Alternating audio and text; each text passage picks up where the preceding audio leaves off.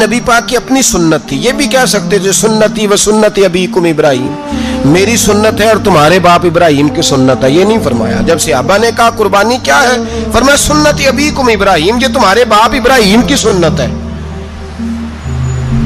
ہر صاحب نصاب پر قربانی واجب ہے. جو زکوٰۃ کا نصاب رکھتا ہو اس پر قربانی واجب ہے، یعنی ضروریات سے زیادہ اتنے پیسے، جتنے پیسوں سے زکوٰۃ فرض ہوتی ہے اتنے پیسے جس آدمی کے پاس قربانی سے پہلے آ جائے اس آدمی پر قربانی کرنا واجب ہے. بکرا، چھترا، دمبا 1 سال کا یا دمبا 6 مہینے کا ہو پر اتنا بڑا محسوس ہوتا ہو کہ لگے کہ 1 سال کا ہے، اس کی قربانی ہو سکتی ہے. جانور میں کوئی عیب نہیں ہونا چاہیے.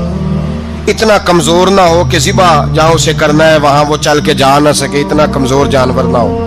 اس کے اندر بظاہر کوئی اتنا بڑا نقص نہ پایا جاتا ہو، کانا نہ ہو، لنگڑا نہ ہو، کوئی اس کی ہاتھ نہ کٹے ہوئے ہوں، ایسا نقص جو واضح ہو. بکرا 1 سال کا، گائیں اور بھینس یہ 2 سال کی، اونٹ 5 سال کا. اب اس میں یہ ہے کہ ہمارے بہت سارے دوست چونکہ ہم دیہاتی لوگ ہیں تو پوچھتے ہیں کہ دوندا نہیں ہے تو چوگا نہیں ہے، تو یہ ہماری پنجابی کی اصطلاحات ہیں. پنجابی کی شریعت اسلامیہ نے سال بتائے ہیں. یہ تو ہم نے اپنی آسانی کے لیے یا دیہاتوں میں جو ماحول تھا اس طرح کا جانور لیں، خوبصورت جانور لیں. جو نصاب ہے وہ بھی میں نے آپ کو بتایا. لیکن ایک اور پہلو بھی ہے، نبی پاک صلی اللہ علیہ وسلم پہ زکوٰۃ کبھی فرض نہیں ہوئی، کبھی حضور پہ زکوٰۃ فرض نہیں ہوئی. نبی پاک صلی اللہ علیہ وسلم کے پاس اتنا سرمایہ کبھی اکٹھا ہوا ہی نہیں کہ زکوٰۃ فرض ہو. لیکن نبی پاک کے صحابہ فرماتے ہیں کہ مدینے کے 10 سالوں میں اللہ کے رسول نے ہر سال قربانی فرمائی ہے، ہر سال قربانی دی. اور جس سال حضور حج کرنے گئے اس سال اللہ کے نبی نے 63 اونٹ ذبح فرمائے. اور حضور صلی اللہ علیہ وسلم جب اونٹ ذبح کرنے لگتے نا تو صحابہ کہتے ہیں اونٹ خود دوڑ کے حضور کے سامنے آ کے لیٹ جاتا اور نبی پاک اسے ذبح کرتے اور فرماتے ہیں ایک دوسرے کو دھکے دیتے اونٹ کے پہلے میں نے جانا ہے ذبح ہونے کے لیے، پہلے میں نے. انہیں پتا تھا کہ جو مصطفیٰ کے ہاتھوں ذبح ہوگا وہ تو دائمی زندگی پا جائے گا، یہاں بھی وہاں بھی زندہ. 63 اونٹ ذبح کیے. ایک اونٹ میں کتنی قربانیاں ہوتی ہیں؟ 7. اب 63 کو 7 سے ضرب دو گے تو کتنی بنے گی؟ اور پھر نبی پاک صلی اللہ علیہ وسلم نے 10 سال مدینہ منورہ میں قربانی دی ہر سال. اب وہ 63 اونٹ، ایک اونٹ میں 7 قربانیاں، ہر سال یہاں قربانی. اور مولا علی شیر خدا فرماتے ہیں نبی پاک 2 قربانیاں دیتے. میں نے کہا حضور 2 جانور ذبح کر رہے ہیں آپ، تو حضور نے فرمایا ایک میری طرف سے، ایک میری امت کی طرف سے، غریبوں کی طرف سے. اور حضرت علی کو حضور نے وصیت فرمائی تو 2 دیا کرے گا. یا رسول اللہ صلی اللہ علیہ وسلم میں غلام ہوں، خادم ہوں. حضور نے فرمایا علی ایک تو نے اپنی دینی ہے، ایک میری طرف سے دینی ہے. 2 قربانیاں. مولا علی نے بھی ساری زندگی 2 قربانیاں دی. حضرت علی بھی مال کے نصاب نہیں تھے، اپنا مکان ہی نہیں تھا، کوئی کاروبار نہیں تھا، کئی دن فاقے رہتے تھے، پر قربانیاں کتنی دیتے تھے؟ 2. ہمارے پاس ویسے اگر سسرال میں، میکے میں، کزنوں میں کچھ شادی ہو جائے تو 50-60 ہزار کا خرچہ برابر ہے، وہ پکا ہے. اور قربانی کی باری غریب ہو گئے، سارے غریب ہو گئے. کہتے نہیں یہاں مشکل ہے. او خدا کے بندے اللہ کے ساتھ تجارت کر، اس کے رستے میں 1 دے گا، رب تجھے 70 گنا اضافہ کے ساتھ عطا فرمائے گا. قربانی مال کے نصاب پہ ہے. کوشش کیا کریں کہ اللہ کے رستے میں جب دینا ہو پھر لیت اللہ سے بچیں، خوبصورت جانور لائیں. جن کو اللہ نے توفیق دی ہے ان کے لیے نصیحت ہے، جن کو اللہ نے توفیق دی. میں نے اپنے حضرت صاحب کو دیکھا ہے، وہ کہتے تھے کئی جانور اللہ نے بڑا نوازا ہے. کہتے ایک میرا ہے، ایک میرے ماں کا، ایک میرے باپ کا ہے، ایک میرے فلاں استاد صاحب کا، ایک میرے پیر صاحب کا ہے. یہ جانور غوث اعظم جیلانی کا نام کا دے رہا ہوں. اور پھر ایک بڑا خوبصورت جانور بندھا ہوتا اور حضرت خود ان کو چارہ ڈال رہے ہوتے. تو حضور یہ کیا ہے؟ فرمانے لگے یہ میں رسول اللہ کے نام پہ قربان کروں گا، یہ نبی پاک کے نام پر قربان کیا جائے گا. جن کو اللہ نے حیثیت دی ہے وہ کوشش کریں اپنے محبوب کی طرف سے بھی قربانی کریں، نبی پاک کے نام کی قربانی دے. خوبصورت سا جانور پیارا، پھر اس کی خدمت ہو، پھر اس کی قربانی دی جائے اور نبی پاک کے نام پر قربانی دی جائے. حضور نے خود وصیت فرمائی حضرت ابو بکر صدیق کو، قربانی بڑا حسین عمل ہے. اور میرے نبی پاک صلی اللہ علیہ وسلم نے ناراضگی بھی فرمائی، ذرا خوگر حمد سے تھوڑا سا گلا بھی سن لے، میرے حبیب نے فرمایا جو طاقت کے باوجود قربانی نہ کرے وہ ہماری عیدگاہ میں عید کی نماز پڑھنے نہ آئے، وہ نہ آئے۔ اور یا رسول اللہ جو کرے گا، فرمایا قربانی کے جانور کا خون کا قطرہ بعد میں زمین پہ گرے گا، اللہ اس کے سارے گناہ پہلے معاف فرما دے گا، اللہ اس کے سارے گناہوں کو بخشے گا۔ قربانی کریں، خوبصورت انداز میں کریں، اللہ کی رضا کے لیے۔ بزرگوں نے لکھا ہے 3 حصے کرو گوشت کے، ایک گھر میں رکھو، ایک رشتہ داروں میں بانٹو، پڑوسیوں میں بانٹو، اور تیسرا فقط غریبوں کو دو۔ لیکن میں اکثر یہ سوچتا ہوں کہ ہمارے ہاں قربانی کرتا ہی وہ ہے جن کے گھر میں ہر جمعرات کو چھوٹا گوشت پکتا ہے، اور جن کے گھر میں ہفتے میں 3 دفعہ مرغی کا گوشت پکتا ہے، وہی تو قربانی دینے کے قابل ہوتے ہیں۔ تو وہ بھی اگر قربانی کے بکرے میں سے بھی تیسرا رکھنا چاہیں تو اجازت تو ہے، میں نے کہا سارا رکھنے کی بھی اجازت ہے، لیکن اگر آپ مہربانی کریں، کوشش کریں کہ یار ہم تو سارا سال ہی کھاتے ہیں، اور ہمارے یہاں جو گوشت تقسیم ہوتا ہے نا وہ بھی باری لگی ہوئی ہے، ادھر سے پلیٹ آئی تھی گوشت کی تو ادھر سے بھر کے چلی گئی، بھئی اس نے کی ہے، اس کو بار بار گوشت دینے کا کیا مطلب ہے؟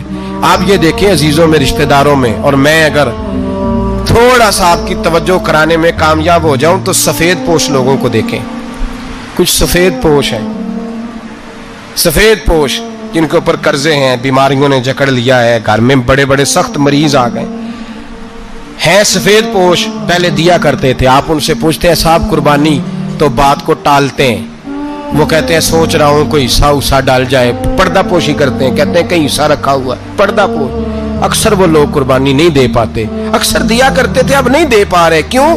اس لیے کہ مشکلات ایسی آ گئیں۔ ان لوگوں کا خیال کریں، ان کے گھروں تک گوشت پہنچا کے آئیں، ان پر توجہ کریں۔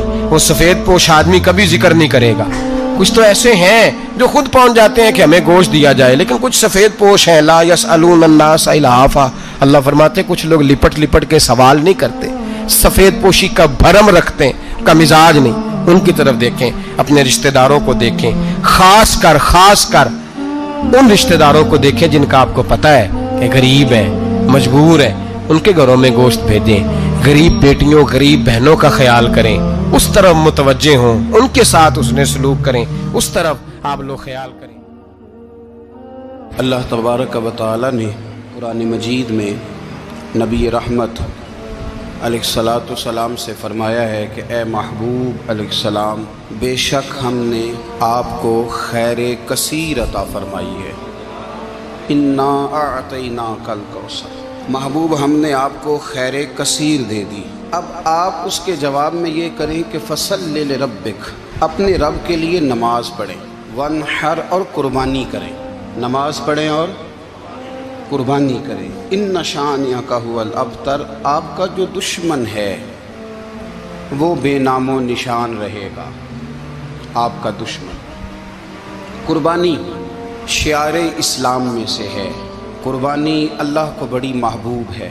نبی رحمت علیہ السلام نے فرمایا 10 ذی الحج کو جو عمل اللہ کو سب سے زیادہ پسند ہے، ظاہر ہے 10 ذی الحج کو لوگ نماز بھی پڑھتے ہیں عید کی، اور فجر کی نماز بھی پڑھتے ہیں، ذکر بھی کرتے ہیں، عبادت بھی کرتے ہیں، بہت سارے کام کرتے ہیں، لیکن حضور علیہ السلام فرماتے ہیں کہ اللہ کو 10 ذی الحج کو جو کام سب سے زیادہ پسند ہے وہ خون بہانا ہے، جانور کو ذبح کرنا ہے۔ نبی پاک صلی اللہ علیہ وسلم نے اپنے غلاموں کی دلچسپی پیدا فرمائی ہے قربانی کے ساتھ، شوق اور ذوق کا ذکر فرمایا ہے۔ کچھ کام ایسے ہوتے ہیں جو کسی کی غیر موجودگی میں بھی ہو جاتے ہیں، لیکن نبی پاک صلی اللہ تعالیٰ علیہ وسلم نے حضرت فاطمہ الزہرا رضی اللہ تعالیٰ عنہ سے فرمایا کہ فاطمہ ادھر آؤ، یہاں میرے پاس کھڑی ہو جاؤ۔ یا رسول اللہ کیا ہونے لگا ہے؟ فرمایا میں تمہارے قربانی کے جانور کو ذبح کرنے لگا ہوں۔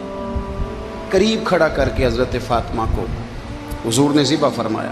میں اکثر یہ بات آپ احباب سے عرض کرتا رہتا ہوں کہ نبی کریم علیہ السلام کے کاشانہ نور پہ 2 3 مہینے تک کھانا نہیں پکتا تھا، لیکن قربانیاں اللہ کے رسول ہر سال 2 دیا کرتے تھے۔ کھانا 2 مہینے نہیں پکا اور قربانیاں 2، اور 2 قربانیاں دے کے حضور فرماتے ایک میری طرف سے ہے، ایک میری امت کی طرف سے ہے۔ مولا کائنات شیر خدا حضرت علی المرتضیٰ رضی اللہ تعالیٰ عنہ گھر میں فقر رہتا تھا، 3 دن امام حسن اور حسین 3 دن بغیر سحری اور افطار کے کھجور اور پانی کے ساتھ روزہ رکھتے تھے، کھجور اور پانی کے ساتھ روزہ کھولتے تھے، پر قربانیاں مولا علی ہر سال 2 دیا کرتے تھے۔ ہمارے ہاں لوگ سارا سال خوشحال رہتے ہیں اور بڑی عید سے 10 دن پہلے تنگ دست ہو جاتے ہیں۔ جو 5 لاکھ روپیہ بیٹے کی شادی پہ خرچ کر لیتا ہے، پتہ نہیں کہاں سے لاتا ہے۔ اگر اس کو پتہ چل جائے کہ یہاں ایک پلاٹ سستا مل رہا ہے تو پھر پتہ نہیں کہاں سے ادھار اٹھا لاتا ہے۔ لیکن جب معاملہ قربانی کا آتا ہے پھر لوگ تنگ دستی کا اظہار کرتے ہیں۔ یاد رکھو، جب بندہ رب کریم کے راستے میں دیتا ہے، حضور علیہ السلام نے فرمایا تھا حضرت اسماء سے کہ تو اللہ کے راستے میں بے حساب خرچ کر، رب بھی تجھے بے حساب ہی عطا فرمائے گا۔ قربانی کے لیے شوق پیدا کریں، ذوق پیدا کریں اور دلچسپی پیدا کریں۔ یہ بات ٹھیک ہے کہ قربانی صاحب استطاعت پر فرض ہے، لیکن اس کے لیے شوق پیدا کریں۔ ایک ہے قربانی کرنا اور پھر ایک ہے قربانی کے گوشت کو تقسیم کرنا۔ قربانی کا سارا گوشت گھر میں رکھنا جائز ہے، اور جب تک آپ کا دل کرے آپ وہ گوشت کھائیں، شریعت آپ کو منع نہیں کرتی۔ لیکن میرا یہ سوال ہے کہ قربانی ظاہر ہے وہی لوگ کرتے ہیں نا جن کے پاس طاقت ہوتی ہے، تو سارا سال گوشت کھاتے ہیں، تو مطلب سارا سال اگر آپ گوشت کھا رہے ہیں تو پھر آپ مہربانی فرمائیں، یہ تو اللہ کے راستے میں ہے تو کوشش کریں یہ تقسیم ہو جائے۔ کچھ لوگ شاپر لے کے گوشت لینے آ جاتے ہیں، ان تک میرا یہ پیغام ضرور پہنچائیں کہ ان کے لیے سوال کرنا جائز ہی نہیں۔ شریعت یہ کہتی ہے کہ جس کے گھر میں ایک وقت کا کھانا موجود ہو، صبح کا اس کے گھر میں کھانا موجود ہے ایک ٹائم کا، اس بندے کے لیے کسی کے سامنے ہاتھ پھیلانا جائز۔ اتنا بھوکا آدمی کہ جس کے پاس اب کھانا ہی نہیں ہے ایک وقت کا بھی، وہ سوال کر سکتا ہے۔ چھوڑیں، سارا سال اگر ہم کسی امیر سے لے کے نہیں کھاتے تو کیا گھر میں ہنڈیاں نہیں پکتی؟ بالکل نہیں سوال کریں، قطعاً کوئی ضرورت نہیں، یہ جائز ہی نہیں ہے سرے سے۔ آپ کو کس نے اجازت دے دی خالی گوشت کی خاطر؟ جہاں اللہ تعالیٰ آپ کو مرچ دے رہا ہے، نمک دے رہا ہے، گھی دے رہا ہے، گھر رہنے کے لیے دے رہا ہے، وہ رب کریم 1000 روپے کا گوشت بھی عطا فرمائے گا۔ اور اس سے اگلی بات یہ کہ شکوہ بھی نہیں کرنا کہ فلانے نے اتنی قربانیاں کی تھی تو پتہ نہیں کہاں لے گیا ہے۔ اس نے کی تھی نا، پیسے کس کے تھے، ذبح کس نے کیا، تو آپ ذمہ دار ہیں کہ وہ کدھر لے کے گیا ہے۔ یہ بحث کرنے کی بھی اجازت دین ہمیں نہیں دیتا، تنقید کی بھی اجازت دین ہمیں۔ اس بات کو بھی ضرور ذہن میں رکھیں کہ ہم کہتے ہیں میں نے ابا جی کی اس سال کرنی ہے، اور پھر اگلے سال اماں جی کی کرنی ہے، اور پھر اس سے اگلے سال میں نے اپنی کرنی ہے۔ جس بندے کی جیب میں پیسے ہیں قربانی اس پر واجب ہے، اس کے ابا جی پر واجب نہیں۔ اگر ابا جی کے پاس الگ پیسے ہیں تو ابا جی پر قربانی واجب ہوگی۔ ہاں، اگر آپ کی جیب اجازت دیتی ہے تو آپ 3 قربانیاں خریدیں یا بڑے جانور میں 3 حصے ڈالیں، تو اب آپ 2 والدین کی ہو گئی، ایک آپ کی اپنی ہو گئی۔ لیکن جب تک آپ پر واجب قربانی آپ نہیں دیتے تب تک والدین کی قربانی دینا درست نہیں ہے، کیونکہ یہ دین میں واجب ہے۔ جو نماز آپ پہ فرض ہے وہ آپ نے پڑھنی ہے، اور جو ابا جی پہ فرض ہے وہ ابا جی نے پڑھنی ہے۔ اس مسئلے کو بھی ضرور ذہن نشین کریں۔ اس سے اگلی بات جو اور زیادہ ضروری ہے اس کا ضرور خیال فرمائیں۔ حصے ڈالے جاتے ہیں قربانی کے حصے، تو 6 حصے ہو گئے، اب 7واں حصہ مل نہیں رہا، تو ایک تگڑے سے بندے کے پاس جا کے مالدار سے کہا کہ چودھری صاحب حصہ ڈال لیں، ایک حصہ کم ہے۔ چودھری صاحب کہنے لگے کہ میں نے تو پہلے بھی 4 بکرے لیے ہوئے ہیں، تو چلو اگر تم کہتے ہو تو چلو بڑا گوشت آ جائے گا، ٹکے ہی بنا لیں گے، چلو بڑا گوشت بھی 10 کلو آ جائے گا تو کباب کے لیے رکھ لیں گے، چلو رکھ لو حصہ۔